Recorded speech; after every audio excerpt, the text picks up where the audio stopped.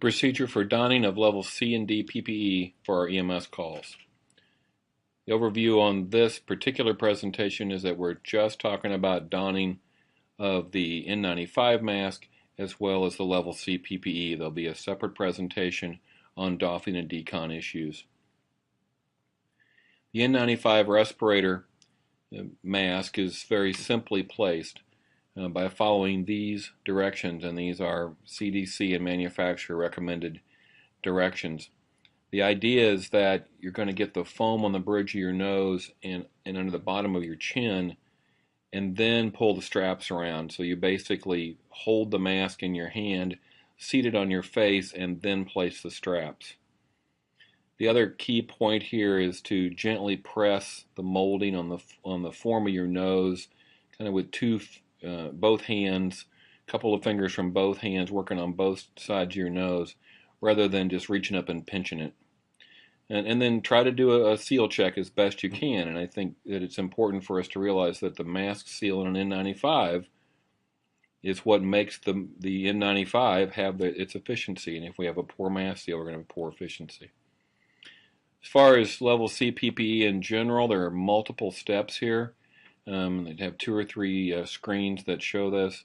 First of all, select a suit in the range that you're going to need. A smaller person in a suit that's too big for them will work. But if you're trying to get into a suit that's really not big enough for you, then there's going to be gaps and issues with your ability to move around and work. So try to get one that is a little large if it's not perfectly sized. We're taking off our regular shoes, boots, uniform boots, or whatever you wore to the call, and also empty your pockets. You don't want your phone and keys and fire district pager, other things. You don't want anything in your pockets. So take that stuff out, put it in your shoes or boots. Put on a pair of regular medical gloves, then step into the suit. If you need to use a chair, the bucket comes that the suits come in can be used as a seat or a chair, but most people can step into the suit from a standing position, but you may need to sit down in order to get your boots on. We're going to use your fire boots unless we have some other boots available for you that will get you a better fit.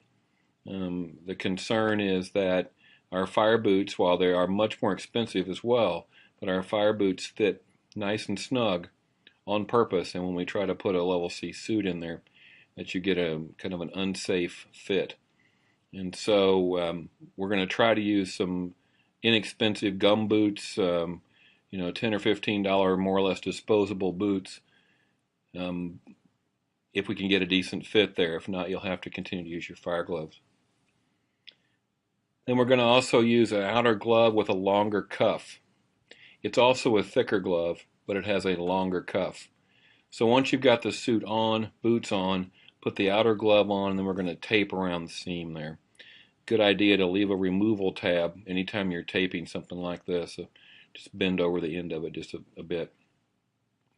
Next, it's time to don your face piece, standard face piece donning process that we use all the time, and do a seal check with that face piece on prior to putting the respirator cartridge adapter with the cartridges on there. Once you have the adapter on and the cartridges on, it's much harder to get a seal to check for leaks. So you want to do a good seal check before you put the adapter in, and then go ahead and put the adapter in with the cartridges on, and it locks in just like a SCBA regulator locks in. Once the face piece is on, then we're going to pull the hood up and over. We've come to find that a small tab of duct tape sticking out over the nose of the hood allows us to grab that hood, and it makes decon a little bit easier. You don't need a lot. You certainly don't want it to obstruct your view in any way, but it's a little tab there will help us get a handle on that hood to pick it up, turn it inside and out during doffing and decon, and will make a much better removal process. Zip the suit up fully, duct tape as needed around the neck. The better the suit fits you, or if you're wearing a larger suit, there's probably more material there to cover, so you may need to bunch some material up and get a good cover, but the neck spot is where there's usually some skin showing. So we're going to duct tape over that. Here's the whole process from the start. Pick your suit, get your shoes and boots off, put your stuff out of your pockets in your shoes or boots, put on some regular medical gloves, step in the suit, put on the boots that came with the suit or your fire boots if absolutely necessary.